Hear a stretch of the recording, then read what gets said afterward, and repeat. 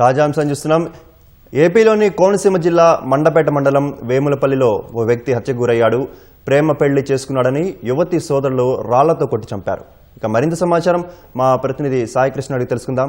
సాయికృష్ణ, చెప్పండి, ఈ హత్య అసలు ఎప్పుడు జరిగింది, అసలు దీని కారణాలు ఏంటి? చందూరాం రాత్రి ఘటన చోటు చేసుకుంది. ఉమ్మడి తూర్పుగోదావరి జిల్లా పరిధిలోని ద్వారపూడి వద్ద రాత్రి ద్వారపూడి పంచాయతీ పరిధిది వేములపల్లి. ఇక్కడ ఒక నిన్న వివాహం చేసుకున్నారు. దంపతులు 2 ఏళ్లుగా ప్రేమించుకుంటున్నారు. అన్నవరం దేవస్థానంలో వివాహం చేసుకున్నారు. ఐనివిల్లి సంధ్య, అట్లాగే సూర్యప్రకాష్ రావు.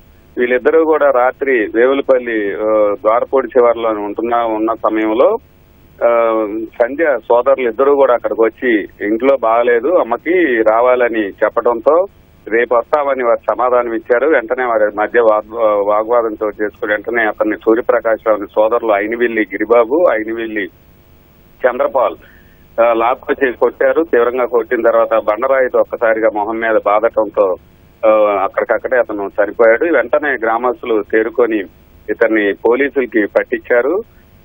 ఈ సంధ్య రాయవరం మండలంలో తను డిప్యూటీ తహసీల్దార్ గా రీసర్వే విభాగంలో చేస్తోంది. వీరిద్దరూ ప్రేమించుకున్నారు. అన్నదమ్ములు సంధ్య సోదరులకు గతంలోనే వివాహం అయింది, తనకు మాత్రం కాలేదు. అలాగే వారి అన్నదమ్ములు కూడా ఈ వివాహానికి అడ్డుపడుతున్నారనేది కూడా ఒక కారణంగా తెలుస్తుంది. కులాంతర వివాహం కావడంతో రెండో కారణం ఆమె ఆదాయం మీద ఆధారపడి ఉన్నట్టు కూడా పోలీసులు ప్రాథమిక విచారణలో తేలింది.